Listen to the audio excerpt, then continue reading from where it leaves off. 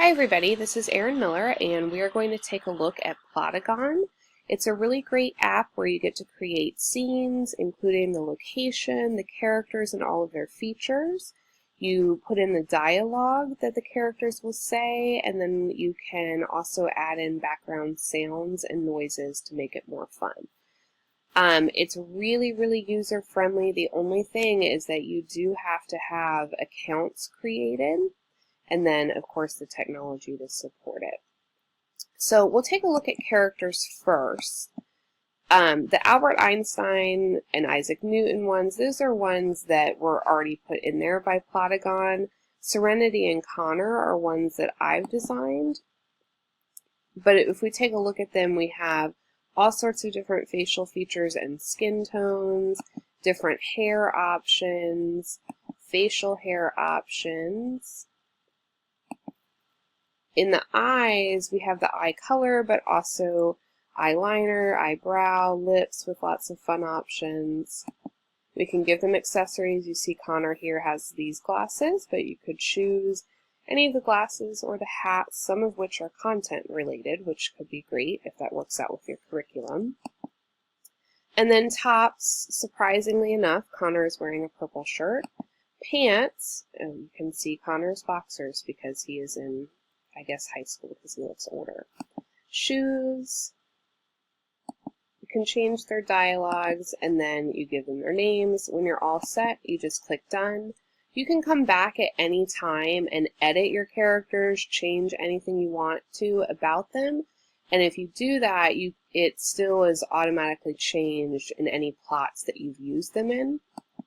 So we'll take a look at plots. Of course, you would start by creating a new plot. And it really spells it out for you. Start by adding a scene. When you click on it, it puts it in right away. And then when you click on location, you see all of your different choices. For dialogue, you do have to choose your characters and then whatever emotions you want them to have. You don't have to put in anything in the parentheses part, but it certainly makes it more interesting.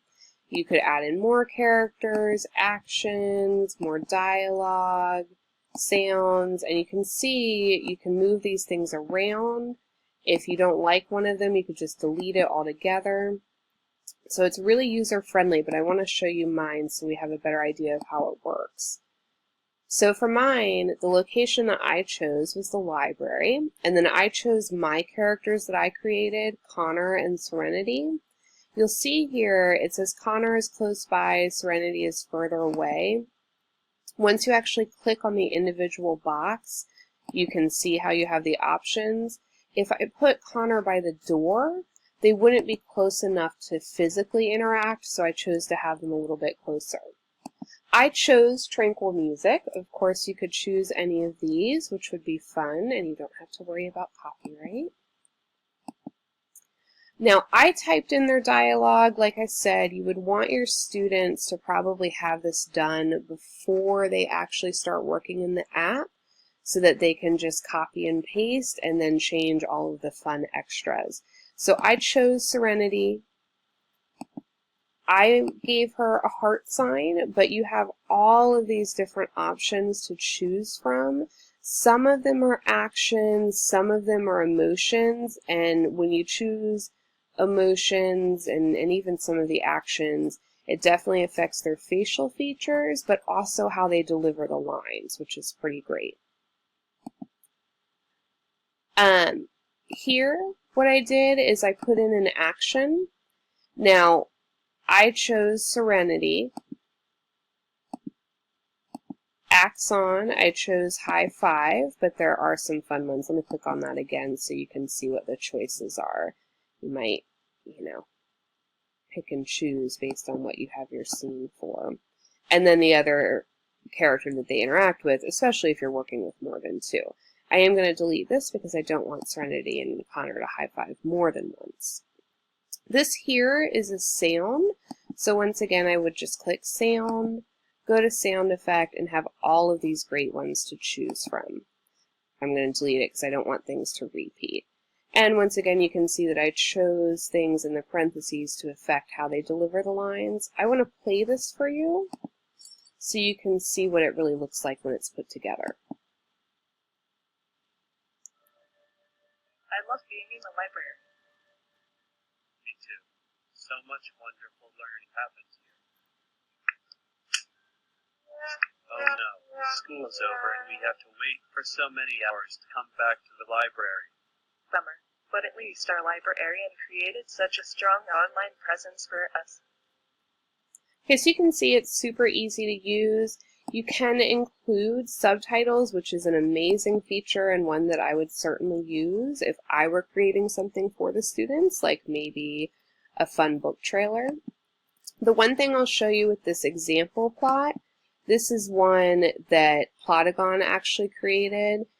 They chose to put in their own voices using the recording feature, which I think would be really fun and certainly could make it more interesting.